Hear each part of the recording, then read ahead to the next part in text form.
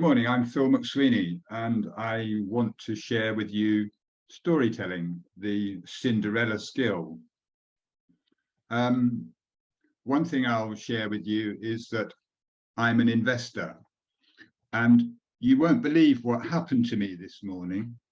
I was driving to the office, a steady 60, thinking about the yield of chickens, how much meat you get on a chicken. And I had been sent this chart by a farmer who was also an entrepreneur. And what this shows on the left is the weight of a chicken, raw, and if you move to the right, how much meat you get from a chicken if you cook it, bone it, skin it, and so on. But then I noticed in my rear view mirror this looked like a dust storm. And I thought, it's following me, it's coming up behind me. And then a chicken pulled up alongside me, took a sideways glance at me and raced off.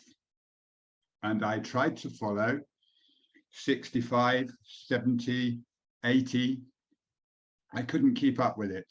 And then it turned down a track and I thought, I must go and see where this chicken's going.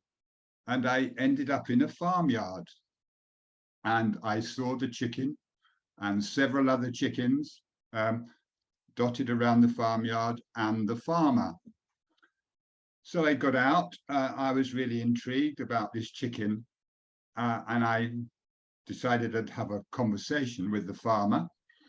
And then I noticed that the chicken had 3 legs. And I looked around and all the chickens had 3 legs. And I thought, I'm not sure what's going on here, but the thing that occurred to me immediately was meat yield. If a chicken has 3 legs, it must have more meat on it. So I said to the farmer, all your chickens have 3 legs. How is this? And he said, well, I breed them, sir. My sister Emily, she likes a drumstick. She comes for Sunday dinner. And I like a drumstick and my wife likes a drumstick. So I thought, why not have a chicken with 3 legs? Then I won't have to kill 2 chickens. And I thought, this is a brilliant idea. And I said to him, look, I'd really like to invest in you. I'd like to, help you grow your business, give you some money, get this into massive production. And he said, oh, I'm always interested in somebody that wants to pitch me for some money. That'd be a great idea. And I said to him, and what do they taste like? And he said, oh, I don't know, sir. I've never caught one yet. So I can hear some sniggering going on. So that's the story. And we might ask what we can learn from it. We can learn that investors are stupid sometimes. We all get sucked in by a story, but good stories have certain fundamentals, a structure, a purpose. They take a grip on you, and they have to be told by a good storyteller. So I'm going to just set you a bit of a test now. And my principle here is that stories are more powerful than data. So in the story I've just told you, I showed you some data, and then I told you about the 3-legged chicken. So who remembers any of the data that I put on the screen? And who remembers the story? we are hardwired genetically to listen to stories. You're going back, to cavemen, cave painting, before language was written down. We told stories around the campfire, etc. But data makes us want to analyze, to find fault, or suspend belief so as not to be beguiled. So I've had a problem with this storytelling topic, what to present, what to share with you. And it's basically been what would be most useful that both helps you believe in the power of storytelling and helps you possibly get better at it for business purposes. And I thought I'd try and do this with storytelling. So that was why I started off with a story, get straight in, and I'm going to tell you one or two more stories. This next story, stories, principle, stories have a power over us, is about Slither. And this is based on a case study, which one or two of you might have heard of. And I'm going to read a little bit from a case study. In the mid-2000s, Josh Linkner, CEO of ePrize, a Detroit-based interactive promotion company, was worried his employees were becoming complacent. The company had become the dominant leader in the online promotions industry almost overnight. We had double and triple growth every year, he says. I became worried that we would start clinging to our previous success instead of forging new success, and that our creativity would decline. We needed a competitor to gun against. Greatness is often achieved in the face of adversity. So Josh made up a fake nemesis. At an all-company meeting, he stood up and announced that there was a brash new competitor named Slither.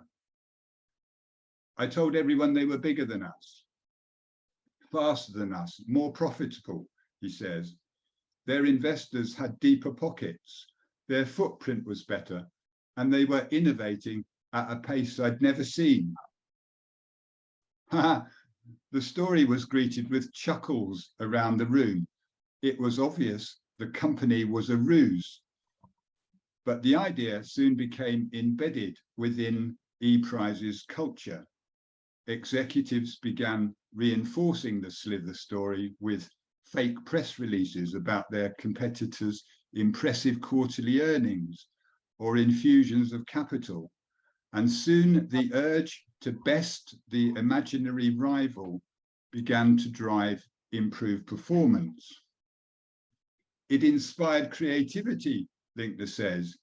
In brainstorming sessions, we used Slither as the foil. Instead of me saying, okay, guys, we have to reduce our production time. How are we going to do that? I'd say, the folks over at Slither just shaved 2 days out of their cycle time. How do you think they did it? And the whiteboards filled up with ideas. So what I find interesting in that story is demonstrates that stories have a power over us, even when we know they're not true. And just as a very simple illustrative example, take Boris's bus. So next principle that I wanted to share is that the emotional value of a story can be objectively measured. We can seek to measure a return on investment from adding emotion into the mix, if you like. And you can take any John Lewis Christmas advert as an example. I want to tell you about something called the significant objects study. And you may, one or two of you may have seen this on LinkedIn. I've been engaging in the last week or so around this study. So in 2009, two writers named Rob Walker and Joshua Glenn conducted a project called the Significant Objects Project. And they set out to determine if storytelling was the most powerful form of communication. So what they did, they went out and bought 200 items from flea markets and garage sales, basically junk, paying $1.25 on average. So they spent about $250 on just tapped, really. And they were things like snow globes and mysterious figurines and trinkets and so on that people had pretty much thrown away. But then they asked 200 writers to write a short story about each item. And they posted the junk items for sale on eBay with the story. And the result, first, every item sold. Second, a total of $8,000 was attracted, an incredible 6,300% return on investment. And the pink horse you can see in the picture there, they paid $1 for it. And it resold for $104.50. So they say it proved what marketers, sales reps, executives, presenters, teachers, comedians already know, that storytelling is an incredibly powerful way to connect and engage with your audience. So let's talk about the stories to tell and who and when to tell them. And I'm going to focus largely in this section about what founders might do and what they might do, particularly when they're fundraising. David Hutchins talks about 4 story types. And he says that leaders tell one of these types. And the important starting place is giving yourself permission to tell a story. Firstly, he talks about origin stories. These stories are told by leaders about the founders or company's origin, the company's roots, the who we are stories, and what it means to be us. Every company has an origin story. It can be rooted in hardship or a eureka moment or a value transformation. It might be emotionally laden. The story may garner sentiment or empathy from investors or customers or staff. And founders tell origin stories to explain what's behind the brand, to build their personal following. And you can think of examples like Ben and Jerry's or Richard Branson or some of the Dragons, for example. And these stories are particularly important for when founders are fundraising.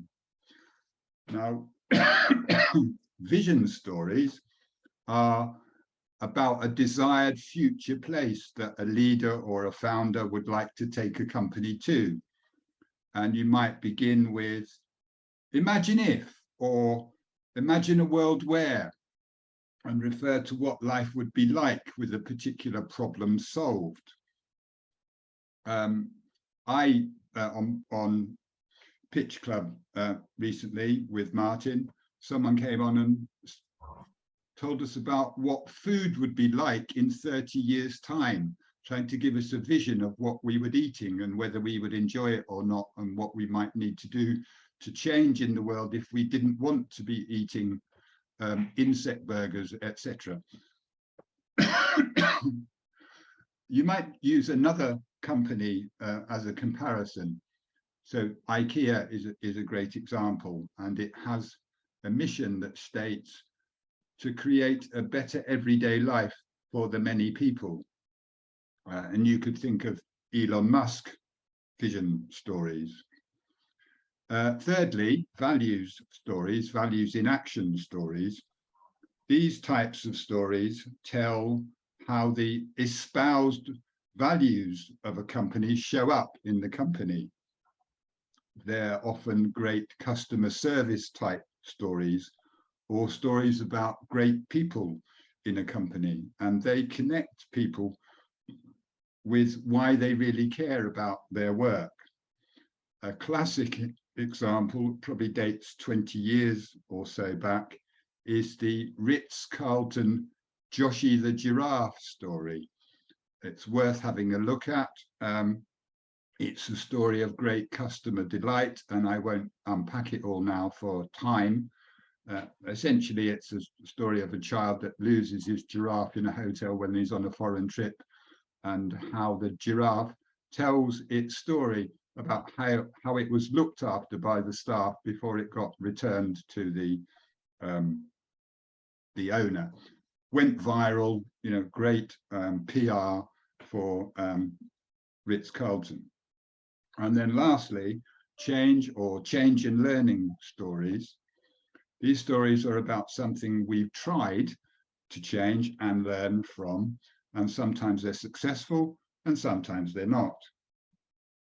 They're about lessons learnt from the experience of something, and they build culture, they build loyalty, they build respect for each other. And they could include a "you said we did" type of story, and they may have or instill an organizational learning culture in an organization. And an example might be Apple.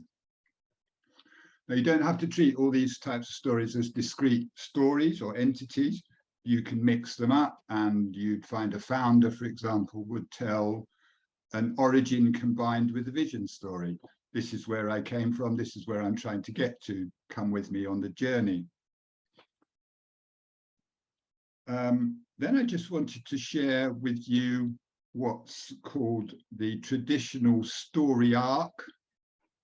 So if you're writing a novel, or in fact reading a novel, you might expect it to broadly follow this kind of pattern, where there's a beginning, you lay out what the problem is for the main character or characters. Things get exciting, there's rising action, there's a climax, the climax is resolved, and then the action falls away. If you were to take Cinderella, for example, which is in the title of the talk, it begins with her poor servant girl sitting at home crying because she can't go to the ball. As you get into the rising action, the fairy godmother appears. She finds the mice and the pumpkins, the coach. She goes to the ball. She meets Prince Charming. There's a climax in a kind of metaphorical sense, and then the clock chimes, and then she has to run off. Action starts to fall. She loses a slipper. The prince does this shoe fitting thing, and they all live happily ever after. The problem we have, I think, as founders with this approach, this storytelling, is that we're hoodwinked into thinking that the way we structure our stories has to follow this story arc. And in my view, that's where we get it wrong, because most traditional stories are told in the past. This happened, then this happened, then this is whatever. Even science fiction stories are told in the past. You might be setting it in the future, but it tells you what happened in the past, as it were. Whereas as a founder, if you're going out to pitch, you kind of only need to get to the climax, and the rest of it is the vision where you're trying to get to. So you might say, I've identified this really big problem. I've proved that there's a market for it. I've done my tam, sum, and som, etc. I can show you this earning potential, and that's all the excitement. And then you say, and in the future, I'm inviting investors to come and join me on this journey and solve this problem together. I'll do the solving, you provide the money, we'll work in partnership. So we get this kind of storytelling principle wrong, I think, by following this kind of model, in my opinion. What I do like, particularly, when it comes to founders telling stories or pitches, is that getting in this idea of inevitability, that you build into your story the fact that this problem that you've identified will get worse and worse and worse unless you can do something about it. And it particularly fits with the whole green issue, the sustainability issue, that pretty much nothing we're doing is making things get any better. So it's an inevitable requirement almost that we have to do something to solve this problem. And I'm trying to do something to solve this problem. So inevitability is following me in this proposal, this pitch that I'm putting to you. And I've got one simple idea where I think inevitability applies. And if anybody is involved in this development area, I'd just like to run this idea by you. And it's electric bikes for children. I think we are gradually increasing the use of electric bikes and scooters for adults because it's becoming cheaper, affordable, the legislation is changing, and fundamentally we are lazy. And if we can find a way of doing less exercise, we will do that. And I think that will trickle down to children, that people will, and it will be China or Taiwan or somebody will begin to introduce electric bikes for children because it's affordable. So that's my investment tip, I guess. As I begin to wrap up, what I wanted to share with you is some storytelling skills that I think you need that have an impact. And I really like this picture here of the kind of angel that's nailed it, that has told the best story. So just some principles, really. Choose the right story for the audience, play in the right emotions, know why you're trying to trigger those emotions, understand people's hot buttons, the things that get them excited. What founders often do when it comes to storytelling is they use them to build their personal brand stories, to share their authenticity, and also talk sometimes about their struggles, their imposter syndrome, and share their struggle stories. I put a but there because I do wonder the extent to which investors want to hear the bleeding heart stuff of it all. It's stuff that quite often populates what people put on LinkedIn. But that's for you as a founder to decide if you're telling an investor story. Leaders and founders obviously can be leaders. Founders have to be leaders, just to qualify that. Often talk about their failures, the barriers they've overcome, the exemplary staff that they work with or work with them, the journeys they've been on, the journeys they take other people on, and they want to appear human, authentic, vulnerable, a bit like you and me, really. So start with the end in mind. What is it you're trying to achieve with the story that you share? Mine your own experience, the troubles and successes that you've achieved yourself. Keep it brief. People's attention spans are not very long. Learn the skills of oratory, pace, volume, delivery skills, hand movements, etc. And fire people's imaginations. What if, imagine if, or the way I began this morning. You won't believe the exciting thing that happened to me on the way here. Complete fiction, but I think it might have drawn people in. So, going back to Cinderella briefly, can Cinderella tell a better story, or could the Cinderella story be told in a better way? And yes, it should, or yes, it could be. Bong! It was the first chime of the clock. Cinderella knew immediately that it was midnight. She thought, I've got to get out of here. She said, I'm sorry, Mr. Charming, I've got to go. And off she rushed. And Prince Charming was saying, stop, hold that woman. She has my heart with her. So I'm making this up as I go along, but it's a kind of different way of getting into a story. Start with where the action is, where the problem is, not all this kind of lead up to where you're trying to get to.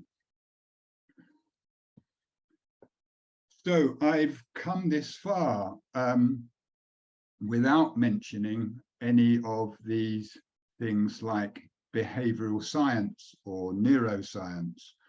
And these are deeper fields. And if you're really interested in storytelling and how it works and how you can emotionally captivate or compel someone with storytelling, I think these are things that you need to get into having a better understanding of.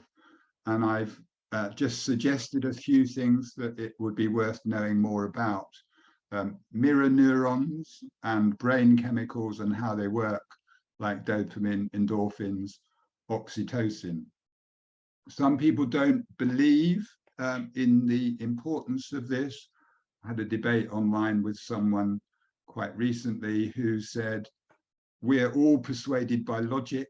If I make a pitch, then it just has to be logical. And I kind of think, well, we buy on emotion and often post-rationalize it with logic afterwards. And I think investors are often the same. They fall in love with the story that the founder is trying to tell them, and then make a good reason for why they would want to invest in that, that justifies the kind of warmth or feeling that they've got about this person and this idea. So in conclusion, storytelling, I believe, is a completely underrated skill that in the right hands, I believe, is a superpower. And to value it, you have to acknowledge certain things or believe in certain things. And I've listed 5 here. That we as humans are not in full control of ourselves. Emotions have a power to make us act. Stories are more memorable than data. Stories have a power over us and what we do. And we act mostly on our beliefs and impulses, influenced by the stories and emotions that we have, and not because we're directed to do something.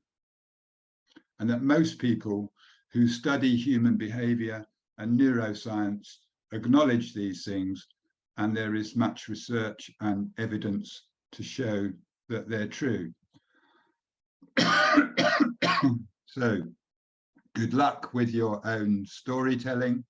And I have been Phil McSweeney, I still am, and you'll find me here on LinkedIn. And that's just a little plug for my book over there, which I got a box of them delivered today. So it looks like this. So thank you very much, and I am finished, and more than happy to open the discussion, take any questions, etc. Yeah, Phil, just say that was really great. And also, I never realized until you told me that chickens had 2 legs. So I was imagining the 4-legged chicken that lost a leg. So I think sometimes when you story tell, you have to show a bit of leg, if you know what I mean, to make sure that the person knows what you're talking about. Yeah. But that was great. Has anyone got any questions for Phil? Have I stopped sharing my screen? No, not yet. No. I'd have to work out how to do that. Hang on. I think it's in the top, and it's like a red button. Stop share. Okay. Yeah. There we go. Okay. Yeah, I want a follow-up question, Phil, if I may. Yeah, sure.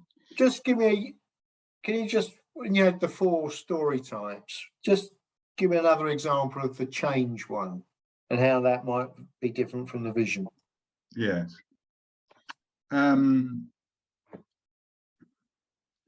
I think sometimes from a leader's point of view, and I've been involved in certain organizational transformations, you might say that we've got to implement new processes to win business differently. For example, there was some of that in the earlier discussion. So we've got to try and sell differently, and how selling differently, it might look like this, and you may or may not introduce a vision element to that. You just might try to sell it as a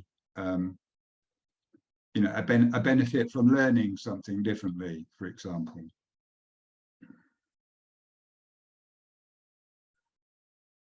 Thanks, Phil. Okay. Any more questions? Hi, Phil. Good. Thanks very much for that. Yeah, one question I suppose is you touched on it multiple times, but I just wanted to think in more practical terms. People's attention spans are very short, and if one has the opportunity to speak to an investor or a potential client for half an hour, and you get that opportunity, then you can give the whole story. But I was wondering how, obviously it's different, it's case by case, but just if there are some principles you have around how you feed the right level of information to try and get people to that point where you do have that opportunity. For 30 minutes. I mean, people talk about the importance of being able to condense everything you want to, well, not everything, but the nuts and bolts of what you're trying to condense into an elevator pitch. What you can say in 1 minute or 2 minutes, and how you can do that really powerfully. The elevator pitch being, you find yourself stepping into an elevator with somebody that you want to influence, and you've only got a few floors to get there. What is it you're going to say? I think it's ideally you would begin with some research about your best understanding of what the person might be looking for. I mentioned hot buttons. People invest for different reasons. Some people invest, they might want to make money. It might be a status thing. People want to be associated with being an investor in your company.